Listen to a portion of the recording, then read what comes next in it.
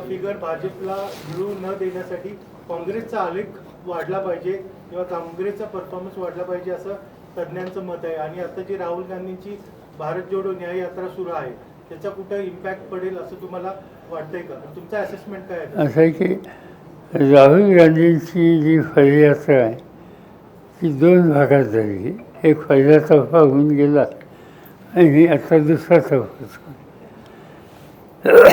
पहिल्या टप्प्यानंतर कर्नाटकाची निवडणूक झाली. कर्नाटकामध्ये भाजपचं राज्य होतं आणि तिथं आज काँग्रेस सत्तेवर. याचा अर्थ त्यांचा दौरा जो आहे, यात्रा जो आहे, त्याचा परिणाम हा काहीतरी होतोय असं दिसतं. कांदा निर्यात बंदी जी आहे ती 31 मार्चपर्यंत वाढवलेली आहे, याकडे कसं बघता? कांदा निर्यात बंदी वाढवलेली आहे. असं आहे की त्याचं प्रत्येक गोष्टीच्या बद्दल सरकारचे निर्णय अत्यंत चुकीचे. एक तर कांदा निर्यातीला बंधन घालायचं काही कारण नव्हतं. काय त्याच्यामुळे काही फार बिघडलं असतं असं नाही. मला आठवतं आहे की मी शेतीमंत्री असताना कांद्याचे भाव वाढले आणि भाजपचे लोक सभागृहामध्ये गळ्यात कांद्याच्या माळा घालून आले आणि दंगा केला. स्पीकरने मला आदेश दिला की तुम्ही स्पष्टीकरण करा. मी सांगितलं की हा झिराईत शेतकऱ्याचा पीक आहे. कांदावाला कोणी फार मोठा बागायतदार नसतो. कधी नाही तर त्याला 2 पैसे मिळाले तर त्यासाठी एवढा दंगा करायचं कारण नाही. आणि तुम्ही गळ्यात कांद्याच्या माळा घाला नाही तर कवड्याच्या माळा घाला. मी या कांदा उत्पादकांना मदत करणार आणि त्यामध्ये बंदी मी अजिबात घालणार नाही. तुम्ही बोललो नाही. असं की काही गोष्टीच्या बद्दल सरकारने संवेदनशीलपणाची भूमिका घेतली आहे. आता कोल्हापूर जिल्हा हा साखर ऊस उत्पादन करणारा शिकवणारा जिल्हा.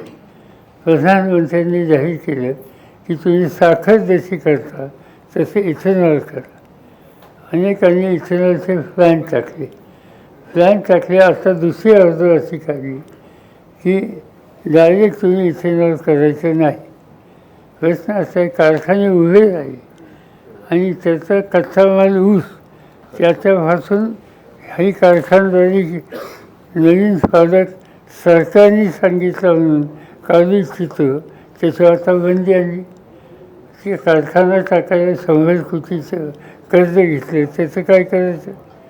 तसंच हा कांद्याच्या निर्यातीचं. कांद्याच्या निर्यातीला विशेषतः मोठं मार्केट हे बांगलादेश आहे आणि लोकांनी करार केले तिथे. आणि करार केल्याच्या नंतर आता सरकारने बंदी घातली, नंतर उठवली. परत काल जाहीर केलं की इतक्या तारखेपर्यंत आहे. हा जो धर्सवतपणा आहे तो धर्सवतपणा शेती अर्थव्यवस्थेला अत्यंत घातक आहे. माझं स्वतःचं एक उदाहरण सांगतो. मी श्रीलंकेला गेलो. शेतीमंत्री होतो देशाचा. आणि तिथे गेल्याच्या नंतर आपल्याकडे तांदूळ जास्त होता तर तो तांदूळ घ्यावा म्हणून तिथले राष्ट्रपती राजपक्षे त्यांचं नाव. राजपक्षांच्या माझ्या बैठकीमध्ये मी त्यांनी सांगितलं की आम्ही तुम्हाला तांदूळाचा पुरवठा करू इच्छितो. त्यांची गरज होती. त्यांनी मला फोलाची सांगितलं की आम्ही तुमचा माल घेत नाही. म्हणजे का? काही क्वालिटीचा प्रश्न आहे का? त्यांनी असं उत्तर दिलं, तुमची क्वालिटी उत्तम आहे पण तुमच्याशी करार गेल्याच्या नंतर तुमच्या देशात त्या मालाच्या किमती वाढल्या की तुम्ही लगेच बंदी घालता.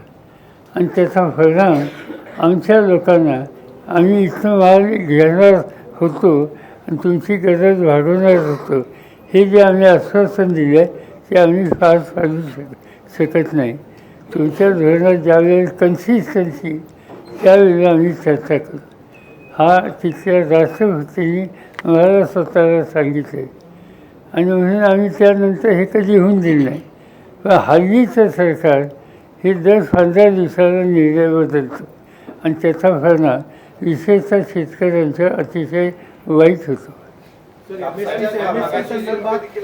MSP संदर्भात केंद्रानं जो प्रस्ताव ठेवला होता की काही अन्नधान्य असतील त्यांना 5 वर्ष आम्ही खरेदी करू असे गॅरंटी दिली होती, परंतु तो प्रस्ताव मान्य झाला नसल्यामुळे आज पुन्हा एकदा शेतकरी दिल्लीकडे जाण्याच्या तयारीत आहे. नाही, ही जे सांगितली कारणं त्यामुळे पंजाब, हरियाणा, वेस्टर्न UP इथले शेतकरी अतिशय अस्वस्थ आहेत.